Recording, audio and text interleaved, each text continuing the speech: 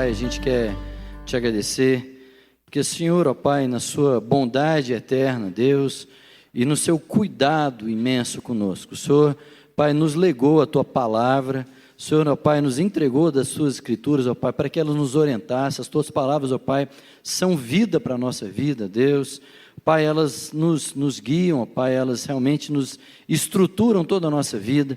E o Senhor levanta pessoas, ó Pai, com um dom dado pelo Teu Espírito, ó Pai, para ensinar, para descortinar, ó Pai, para tirar o véu, para revelar, Senhor, essa palavra, ó Deus, e para semeá-la no nosso coração. Sabemos, ó Pai, que Teu Espírito, a unção que vem do alto, nos ensina essa palavra, de modo que ela não fique escondida no armário do coração ou da mente, Deus, mas ela se torna prática, e ao ser prática, ó Pai, ela vive, ela dá vida e ela vivifica, Senhor, tanta gente. Seja assim, seja o Teu Espírito, ó Pai, a nos ensinar a produzir vida, Pai, por essa palavra. Abençoa a vida do Rafinha, Deus, e que ele possa mesmo transmitir com graça, Pai, tudo aquilo que o Senhor tem dado à vida dele, em nome de Jesus. Boa noite, irmãos. A graça e a paz de Jesus. No final do ano, a graça e a paz é cada vez mais necessária, né? A gente precisa mesmo de paz, de renovo, de graça. Então, não receba isso somente como um jargão religioso, assim como a gente não deve fazer nada na nossa vida como um jargão religioso, né? Então, vamos abrir as nossas Bíblias em Mateus, no capítulo 6. Como prometido, nós vamos fazer uma minissérie de 2 episódios sobre as preocupações, né, e sobre a ansiedade. Então, nós vamos meditar nas palavras de Jesus em Mateus, no capítulo 6, do verso 19 até o 34. E nós vamos fazer isso em 2 etapas, por quê? Porque a gente percebe nesse texto que primeiro Jesus parece que levanta as doenças e depois ele prescreve o remédio contra essas enfermidades. E como é muita coisa, nós vamos falar hoje sobre as doenças que Jesus levanta e depois, no domingo que vem, nós vamos falar sobre o remédio que Jesus apresenta. Amém? Quero pedir 2 coisas. Uma é aos irmãos da arquibancada, que hoje está tudo ok, mas que geralmente a gente corre uma tentação de achar que nós estamos meio fora do auditório e nós não estamos, né? Então, cuidado com as conversas para a gente não afetar as outras pessoas. E não se incomodem tanto com algum barulho de neném ali ao fundo, porque aquela área é uma área para as crianças e um barulhinho de criança de vez em quando é bom para a gente lembrar que a gente está em família e não em um evento. Então está tudo certo, se você ouvir algum barulhinho de neném, faz parte, tá bom? Mateus capítulo 6, verso 19. Palavras de Jesus. Não acumulem para vocês tesouros na terra, onde a traça e a ferrugem destroem, e onde os ladrões arrombam e furtam. Mas acumulem para vocês tesouros nos céus, onde a traça e a ferrugem não destrói, e onde os ladrões não roubam nem furtam. Pois onde estiver o seu tesouro, ali também estará o seu coração. Os olhos são a candeia do corpo. Se os seus olhos forem bons, todo o corpo será cheio de luz. Mas se os seus olhos forem maus, todo o corpo será cheio de trevas. Portanto, se a luz que há dentro de vocês são trevas, que tremendas trevas são. Ninguém pode servir a 2 senhores, pois odiará um e amará o outro, ou se dedicará a um e desprezará o outro. Vocês não podem servir a Deus e ao dinheiro. Portanto, eu lhes digo, não se preocupem com a própria vida, quanto ao que comer ou ao que beber, nem com o próprio corpo, quanto ao que vestir. Não é a vida mais importante que a comida, e o corpo mais importante que a roupa? Observem as aves do céu, elas não semeiam, nem colhem, nem armazenam em celeiros, contudo o Pai Celestial as alimenta. Não têm vocês muito mais valor do que elas? Quem de vocês, por mais que se preocupe, pode acrescentar 1 hora que seja à sua vida? Porque vocês se preocupam com as roupas? Vejam como crescem os lírios do campo. Eles não trabalham nem tecem. Contudo, eu lhes digo que nem Salomão, em todo o seu esplendor, vestiu-se como um deles. Se Deus veste assim a erva do campo, que hoje existe e amanhã é lançada ao fogo, não vestirá muito mais a vocês, homens de pequena fé? Portanto, não se preocupem dizendo: o que vamos comer, o que vamos beber, o que vamos vestir? Pois os pagãos, aqueles que não temem ao Senhor, aqueles que não conhecem Jesus, aqueles que não têm Deus como Pai, é que correm atrás dessas coisas. Mas o Pai Celestial sabe que vocês precisam delas. Busquem, então, em primeiro lugar, o reino de Deus e a sua justiça, e todas essas coisas lhes serão acrescentadas. Portanto, não se preocupem com o amanhã. Não andem ansiosos com o amanhã, pois o amanhã trará as suas próprias preocupações. Basta a cada dia o seu próprio mal. Amém. Vamos orar mais uma vez? Senhor, muito obrigado por essa noite, obrigado por tudo que a gente já viveu aqui, em especial pela vida do Carlinhos, que nos ministrou e abençoou tanta gente. Foi um canal de bênção mesmo, para a gente ser conduzido em adoração, poder te adorar de maneira melhor, ó Deus, inteira, e podermos também ser renovados enquanto adoramos.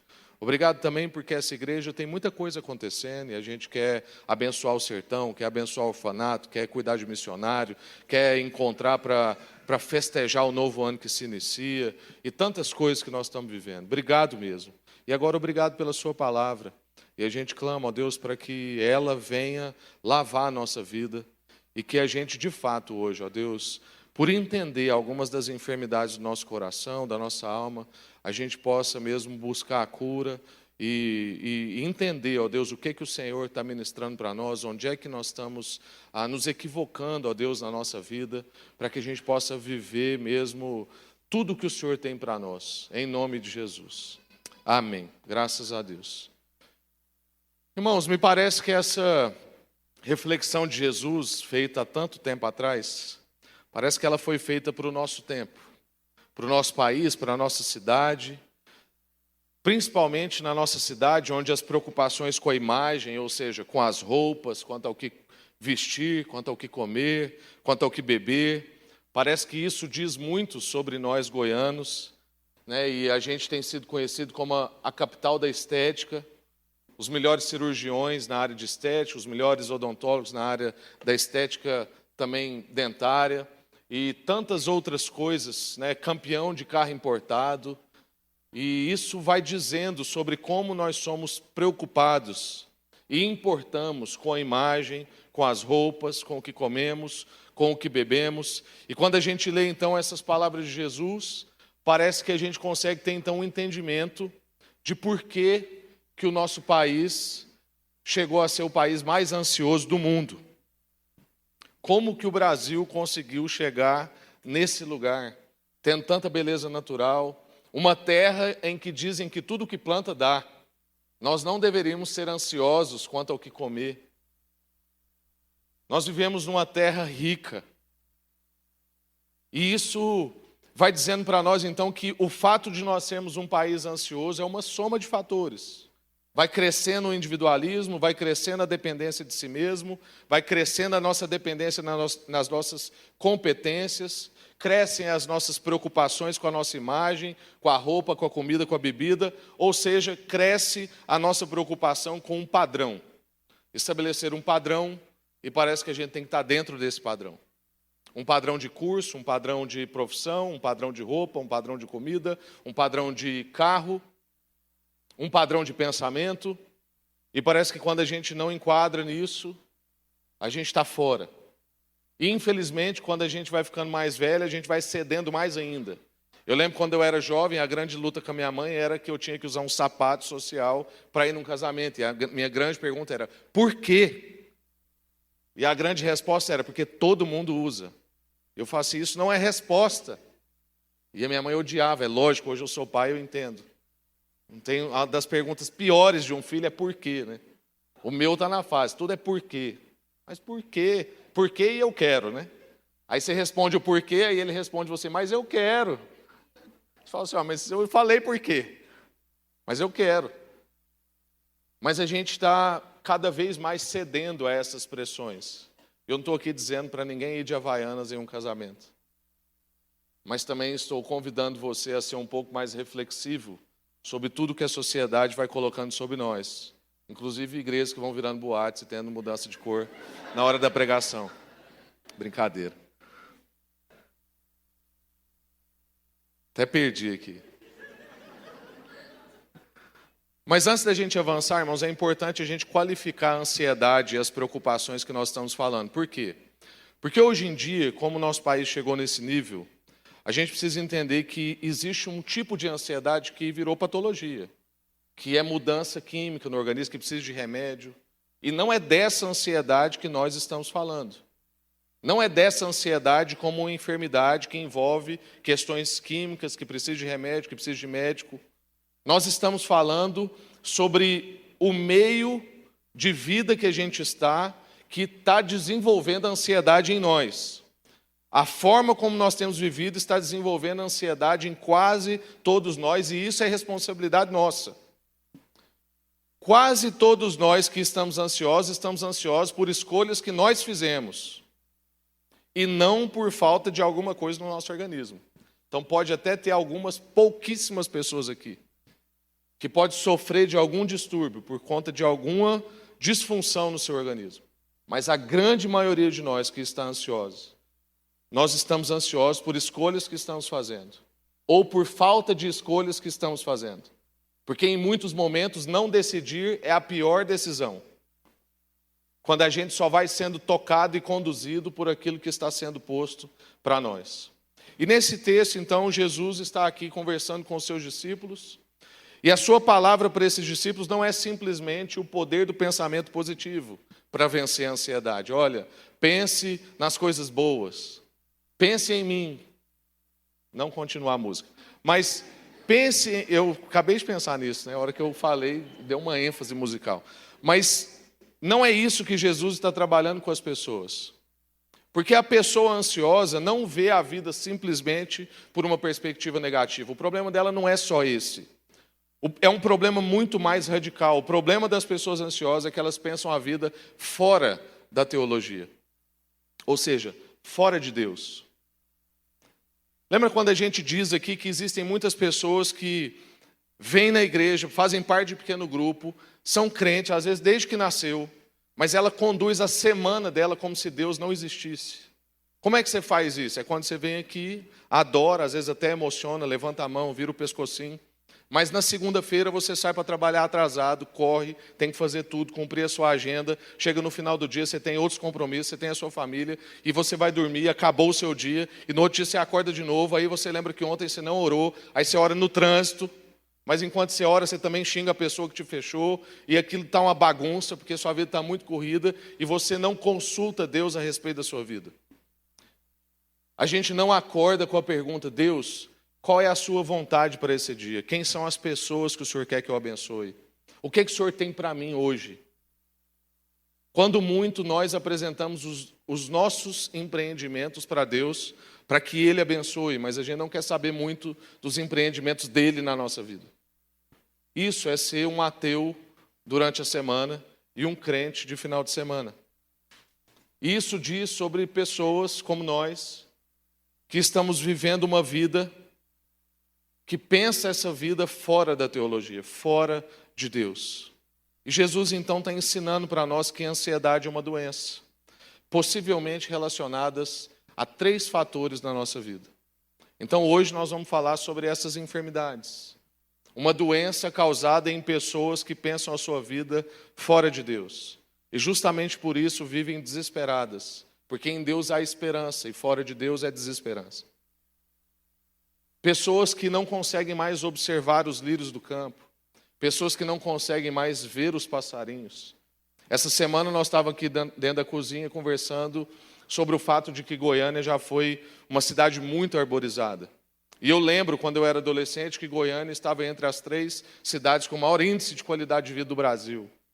E aí, no meio da conversa, eu parei e pensei assim, gente, se nós perguntássemos hoje para as pessoas sobre a árvore, porque eu lembro que a Claudinha e a Ana falaram assim, a árvore mais bonita de Goiânia para mim é tal. Aí a outra falou, nossa, caiu uma árvore super linda em tal lugar. Eu falei, nossa, gente, que legal, vocês conseguem ver a árvore.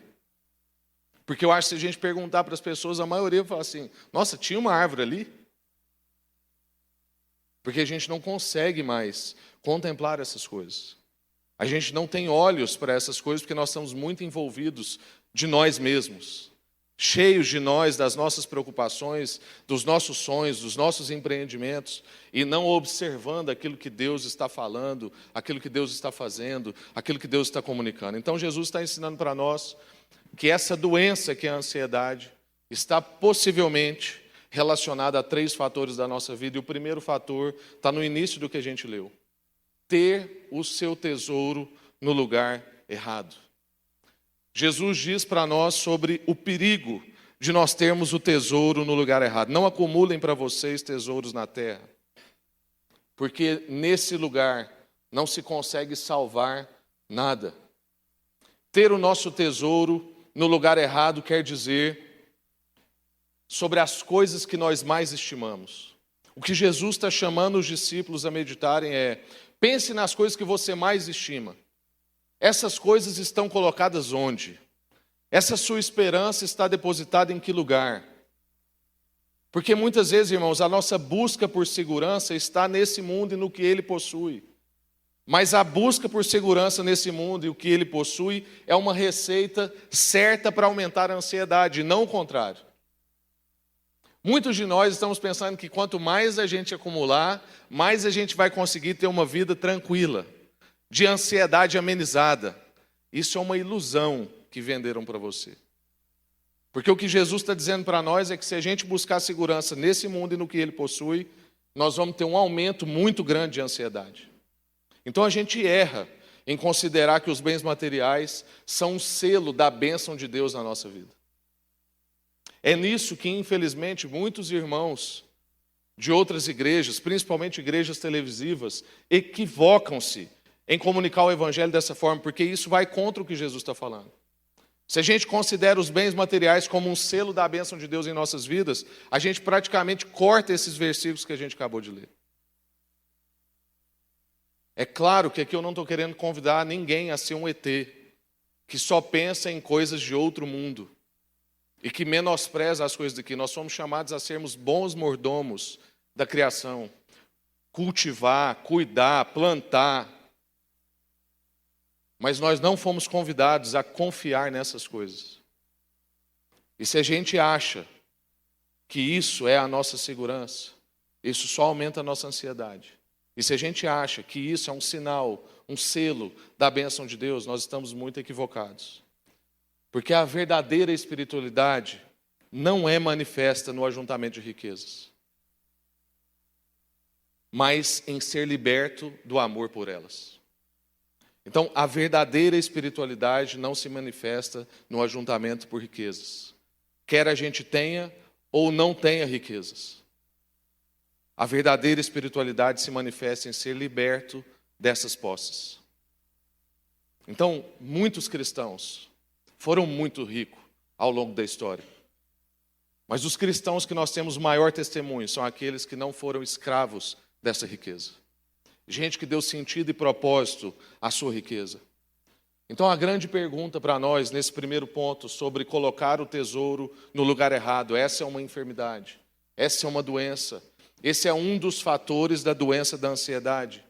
A grande questão é: onde está o seu tesouro?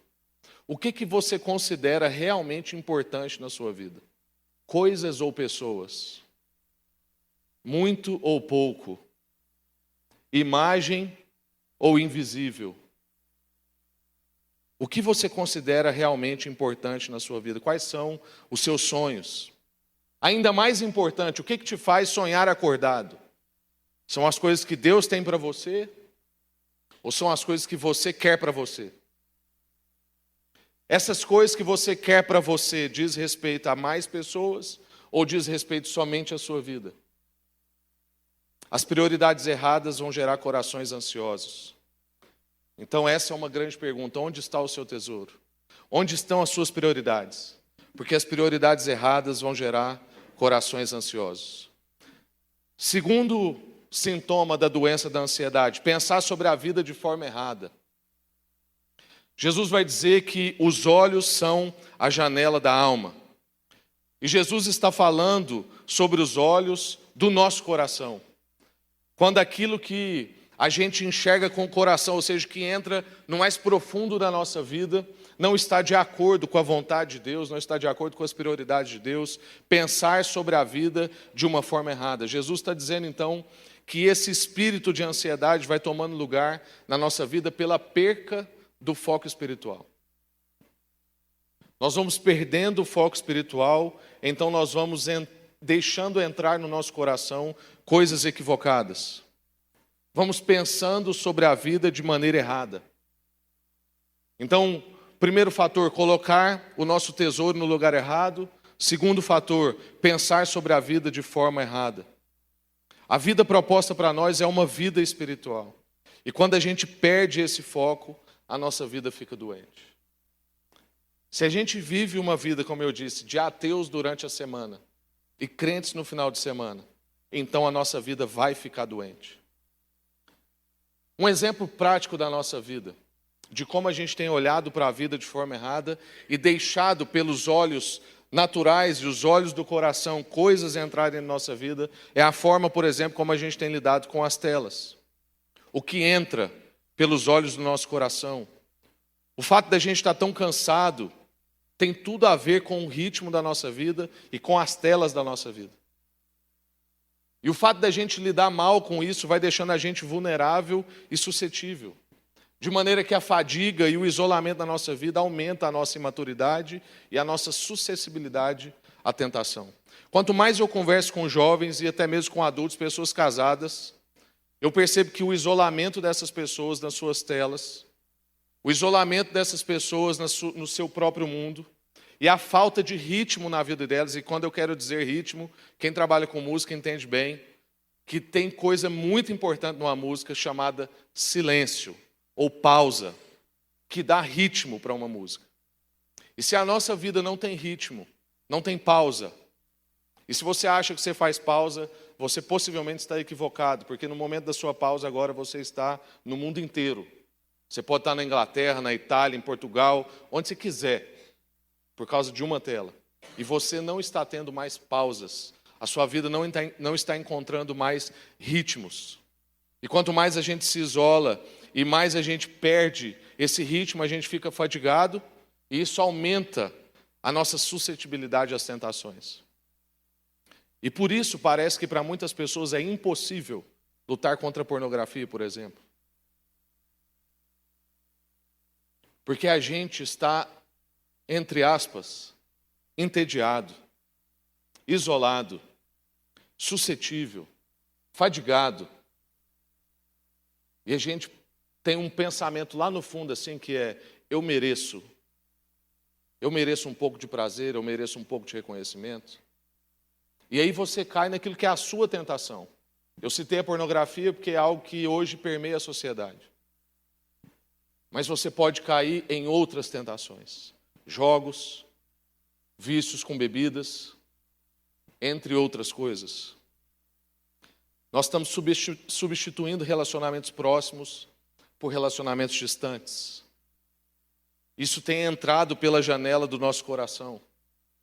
Hoje, por exemplo, um adolescente de 15 anos tem uma opção de pedir conselho para uma rede de amigos através do seu celular à noite na sua cama.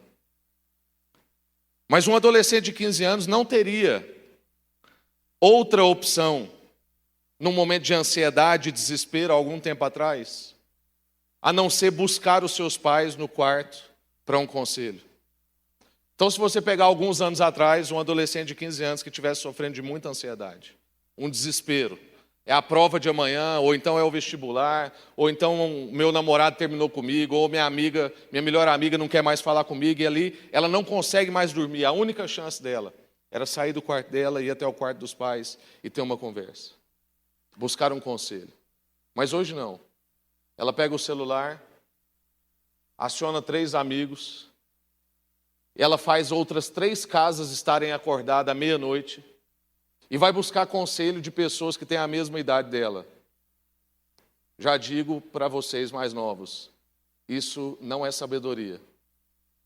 Sabedoria é eu buscar o seu Paulinho, é eu buscar o Vivaldo, é eu buscar o André. Isso é sabedoria. E aí você, além de parar outras 3 casas, você perde o privilégio de estar com a sua família, recebendo conselhos de pessoas mais velhas que te amam e só pensam no seu bem. E com isso eu não quero dizer que seus amigos vão dar só conselhos ruins. Pode até ser que eles dão conselhos bons, mas eles vão tirar de você o privilégio de ter uma vida de filho, de receber uma referência de maturidade, de ser privado de alguns danos possíveis. Essa rede de amigos online rouba um encontro pessoal em família, uma conversa que poderia ser tranquilizadora e desafiadora, difícil ou transformadora. Porque também eu não estou dizendo que essa conversa seria somente romântica. Mas a gente, então, está pensando a vida fora da pessoalidade, fora da comunhão, fora da vontade de Deus, fora de Deus. E isso tudo tem entrado pela janela dos nossos olhos, do nosso coração, e isso tudo tem afetado a nossa vida. Esse é outro sintoma da doença chamada ansiedade.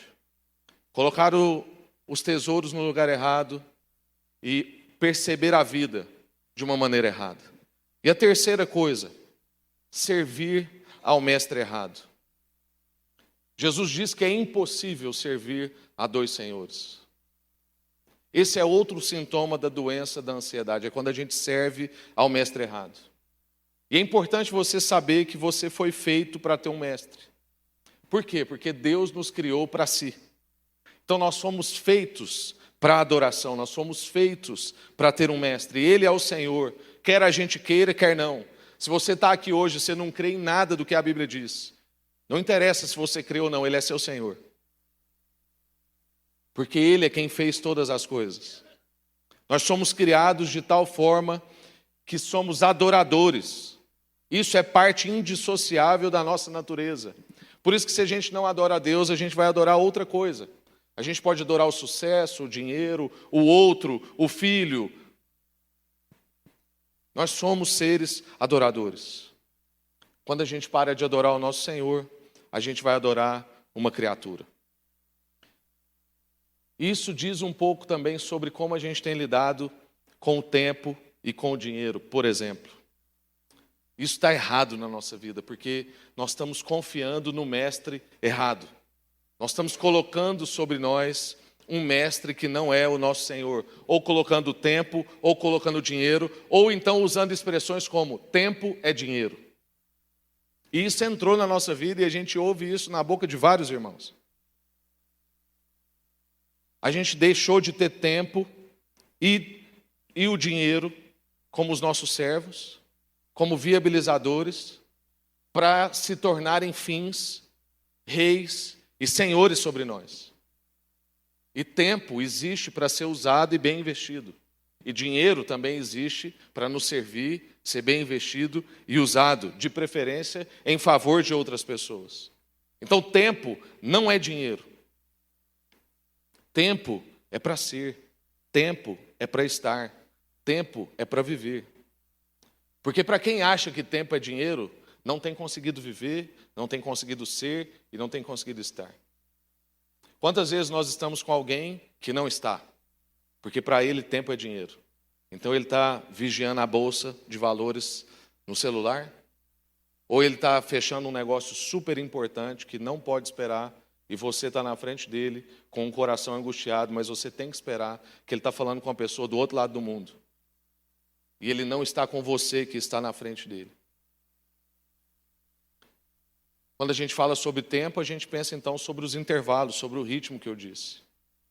Nós não temos sabido lidar com os nossos intervalos. As crianças hoje, por exemplo, não precisam mais esperar o horário do desenho. Eu lembro quando eu queria assistir Ninja Jiraiya, mas para eu assistir Ninja Jiraiya eu tinha que assistir Pica-Pau, Papaléguas e tantas outras coisas até chegar no Ninja Jiraiya, que era um episódio ridículo, era coisa assim, era muito poucos minutos com 2 intervalos. E a gente tinha que ver o Gugu, tinha que ver tudo enquanto estava no intervalo, as propagandas e tal.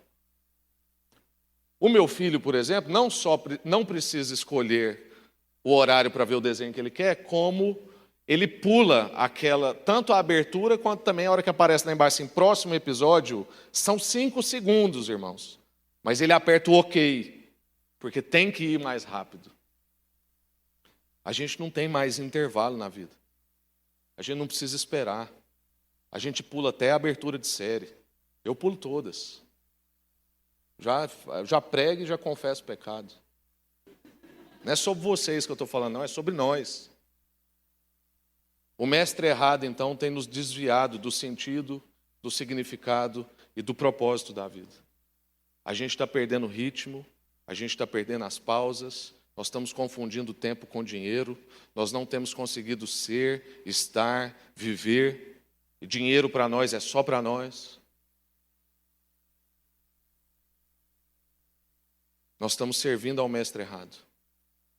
Um exemplo que me marcou muito é saber que alunos, por exemplo, que estão passando na USP, que é a universidade mais cobiçada do Brasil, passam na USP e tiram a própria vida antes de começar o curso. Como é que você explica uma coisa dessa? Um jovem se dedica, estuda, se debruça, passa na universidade mais cobiçada e comete suicídio antes das aulas começarem. Talvez porque essa não era a vocação dele. Talvez porque ele estava agradando a sociedade ou a família. Parece que a gente hoje trabalha muito para corresponder às expectativas, para mostrar algo, mas não para cumprir um propósito. Nós queremos provar o tempo todo, mas nós não queremos buscar em Deus qual é o propósito, o sentido, o significado. Para que eu estou fazendo isso? Por quem eu estou fazendo isso? Estamos servindo ao mestre errado. Como a gente disse, acho que o centro disso está porque nós estamos pensando na vida fora da teologia e fora de Deus. A gente tem Deus como um anexo. A gente tem Deus como um cômodo da casa. Lembra quando Jesus diz no final desse sermão do monte aqui? Ele fala, olha, existem dois tipos de construtores. Um sábio e um insensato. O sábio gasta muito tempo e muito dinheiro cavando para baixo, enfiando dinheiro onde ninguém está vendo, trabalhando bem os seus fundamentos.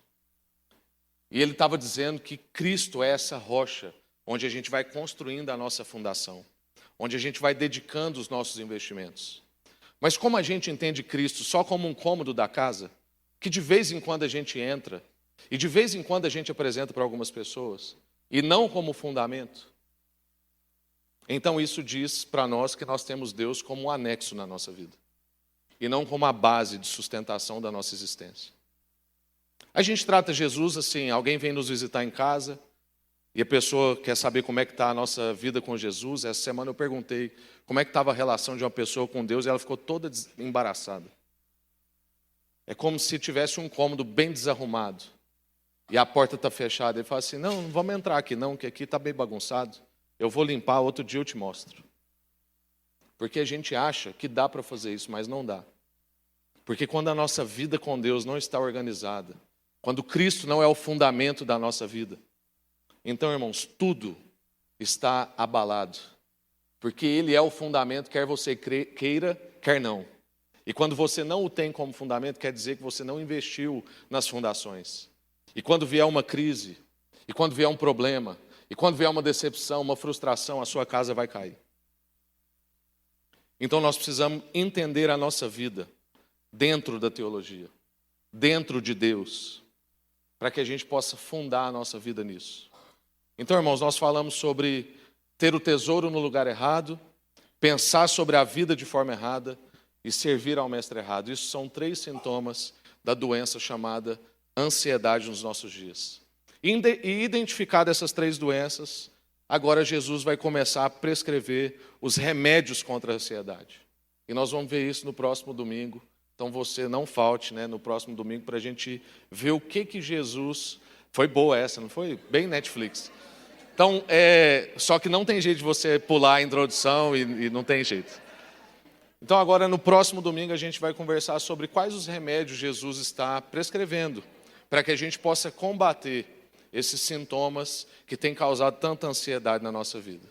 Eu quero orar com você, já quero pedir para o pessoal do serviço organizar a ceia, e se o Carlinhos quiser subir, fica à vontade também.